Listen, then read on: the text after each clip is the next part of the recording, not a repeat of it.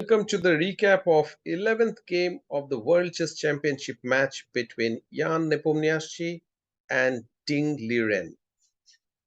At the end of round 10, Jan leads with a margin of 1 point, and the winner of the 14 game match will be the next World Chess Champion. In this game, Jan is white, Ding is black. The game started with e4, e5, knight f3, knight c6, bishop b5.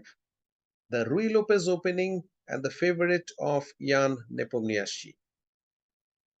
Here black played a6, bishop a4, knight f6, castles, bishop e7, just as black had played in the previous games of the same World Championship. White played, this is an important moment, white continued with the move d3. You may recall that in the first game, white had taken on c6, and he even managed to gain small advantage after the opening.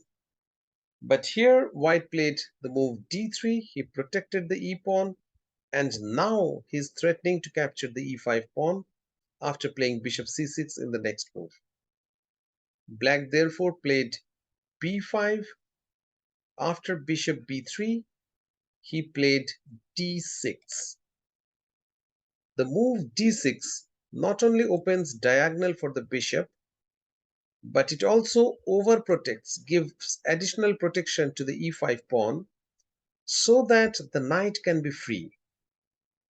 Well, in this position, black is actually having a positional threat of playing knight a5 and exchanging a potentially very dangerous bishop, which is on b3, with his knight on c6. In this position, white usually plays the move c3, and traditionally this has been the main move in the Ruy Lopez opening. The move c3 not only restricts the c6 knight, but also prepares d4 in the long run. The bishop can fall back to c2 if it is chased by the knight. So these are the virtues of the move c3. But of course, it deprives the b1 knight of the most valuable square c3. There has been a change of trend in recent times. Over the past 10 years, some of the leading players have been experimenting with a new idea, and especially Jan has played this position many times, and he has played this move, the move a3, quite frequently. The idea behind the move a3 is it makes way for the bishop to hide on a2 in case it is chased by the knight, and it leaves the c3 square for the knight to develop. So this is a new trend which has been seen. And interestingly, before proceeding, I would like to point out that Jan has played this position against Ding at least 2 times previously. In the year 2020, both the players played in the qualifying match, in the qualifying tournament for the World Chess Championship. That was in the Russian city of Yekaterinburg. There, Jan had actually defeated Ding and earned the right to challenge Magnus Carlsen for the World Championship match. That was in the year 2020. And the way Ding lost that match is very instructive. I would not go through the full game of that 2020 game which was played between these players. Rather, I would like to show you 4 important positions which arose in that game. And that will show us what exactly white is aiming and what black should avoid. Well, in that game, white developed his knight from c3 and he exchanged the bishop, his own bishop, for the knight on f6. He obtained a position which is this. You see, the knight on c3 has gone to one of the best squares on the chessboard, that is in the center, on d5, and the bishop has just retreated from f6 to d8. Here, basically, white has this knight against black's bishop, and white will try to prove that his knight is more valuable than black's d8 bishop. And black will try to prove otherwise. After a few moves, we reached the position that is this. Here we see that white has basically created a passed pawn by breaking on the queen side. White has an extra pawn on the b line which is ready to advance, supported by his pieces, the queen and the rook, and black's extra pawn is worthless, it is doubled. So from that position, well, already white got a clear advantage here. And the next important moment of that game in 2020 was this, where white has managed to successfully advance his pawns. His queens and rooks lined up to support the pawns. And basically, this is a winning position. Finally, black had to give up his bishop for the pawn, and white emerged with an extra piece. The final position in the game that was played between the same players in Yekaterinburg in Russia was this: rook and knight against a lone rook. Black resigned, and white managed to win this game and earned the right to challenge Magnus Carlsen. But that was in the year 2020, and this is 2023. So Ding has learned a lot from that game, and now he has improved his defense. After a3, black played knight a5 immediately, threatening to exchange this useful bishop. White went back according to the plan, and now black played c5. He got extra space on the queen side with this move. In the previous game which we saw, this pawn was quite inactive. It was here when black's bishop went to d8, but now black took space. But of course, this move leaves this square quite weak, and black is unable to defend this square with his pawns. So white continued with his usual move, knight c3. Black played bishop e6, contesting the e6 d5 square, and white, according to the plan, and according to the plan which he deployed way back in 2020, he played bishop g5. The same idea, to exchange the bishop for this knight.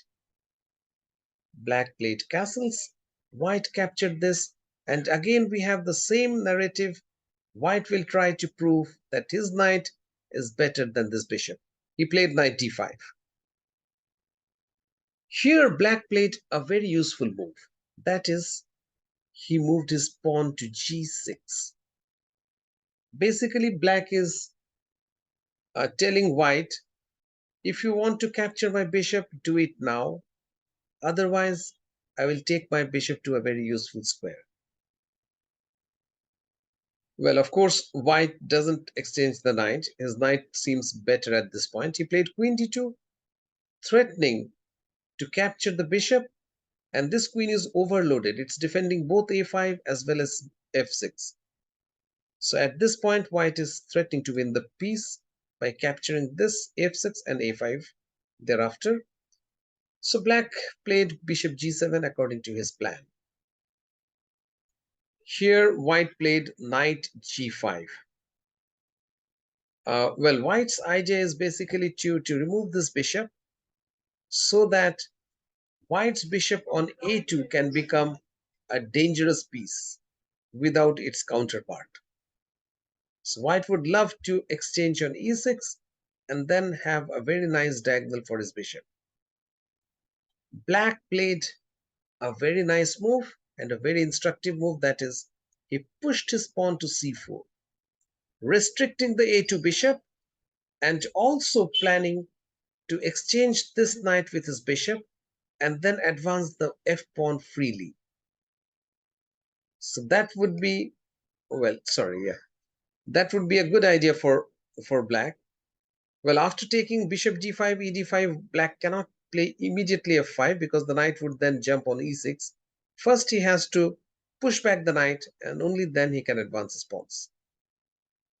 So because of that, white captured e6. And now we have a double pawn for black, which is good for white. But as compensation, black has a very nice file for his rook.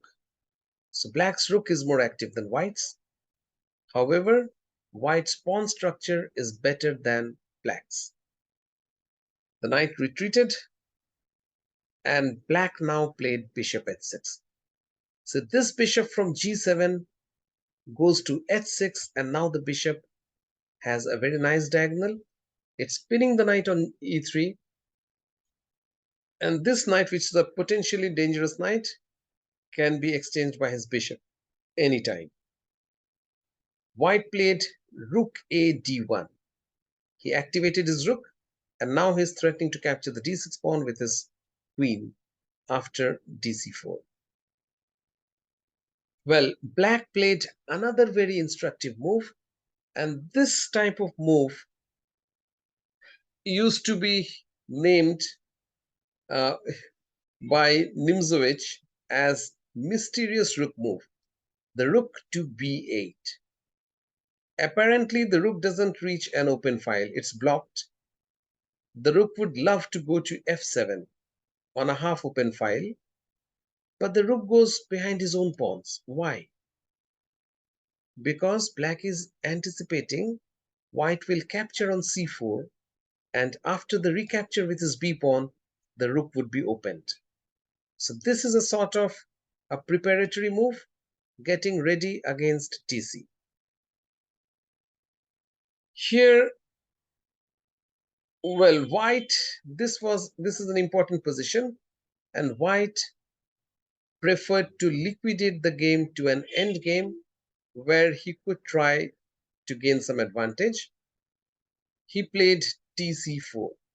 Instead, he could have kept tension and he could have played a move like queen e2, moving the queen away from the pin, the potential attack by the bishop, and clearing the way for, well, this rook to double on the d file so that we can put pressure on the d6 pawn. Of course, the game is objectively equal here, but if either side was desperate for a win, he should have played queen e2. Instead, judging by the match situation, Ian should be happy with a draw because after this game, there will be only 3 rounds remaining and Ian has a slender lead at this point. So he decided to play dc4, forcing black to capture with the knight, after which white was happy to part with his a2 bishop, which was restricted. Black took with the pawn, and now white captured the pawn. White is a pawn up, but this particular position allows exchange of almost all the pieces. Queen d6, rook d6, bishop e3. The knight is potentially more dangerous than bishop. It can capture on c4, e5. So first white removed the knight.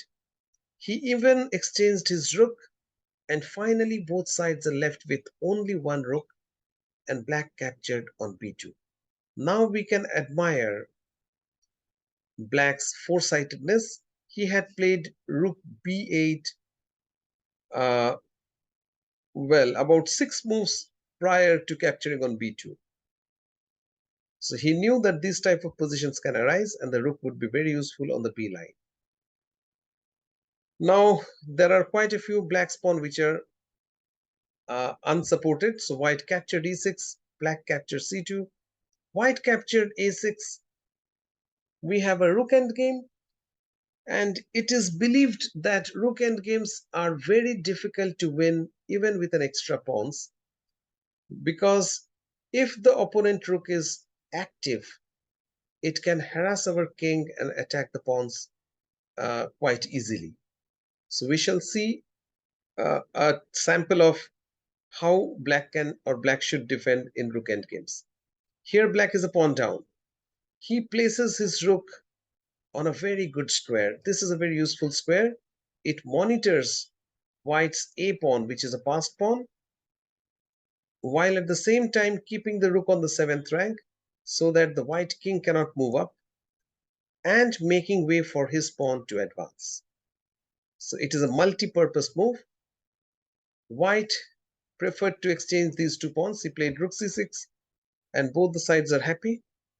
And here black even captured this pawn. So everything is equal. It's rook endgame, pawns on the same side of the board. A draw is imminent. But white tried a bit. He played king f2 attacking the rook. When the rook moved, he attacked the pawn which cannot be defended. Now another very important moment for especially the students who are learning rook endgames. It's worth observing how black defends. Well, black could have played any move like king f7 and the game is drawn even with 1 pawn deficit. But he plays check. He starts harassing the opponent king. And it takes the king so far from the pawns that when he attacks the pawn, the king is forced to come back once again. Well, it could not have defended the pawn this way or this way because then black would repeat by checking. Therefore, white played king h3 and now black played rook e2 because the king is quite far from this pawn. So it is by means of checking and harassing the king had to go to an inferior square and now black is happy to attack the pawn. This is the standard procedure of defending in any rook pawn endgames. Well, white captured the pawn. White is a pawn up actually. But since white's king is quite far from this e-pawn, black took advantage of that and now he attacked the rook, the defender of white's e-pawn. The only way to maintain defense is by playing rook e8, upon which black played king f7, again attacking the rook, forcing white to go to e5, again king f6. Anytime the rook leaves this pawn, black would capture e4 and that will be of course a dead draw. So both the sides kept on repeating moves, and as per the laws of chess, if one repeats the same position 3 times, the game would be declared drawn. So the game ended in a draw. Well, at this point, it's 39th move. What can I say about the game? Well, it was a very standard game, neither side making any error in the whole game. And it gives me an impression that both sides are basically playing safe because we are coming to the end of the match. Ding is happy with 1 point deficit because he has 2 whites in the next 3 games. He will try to win with white piece and equalize the score, while Nepo is happy to maintain his lead and not take risk because with only 3 games to go, he is in a striking distance from becoming the next world champion. So that's all from me today. We shall meet again after the 12th game, which is day after tomorrow. Thanks for watching.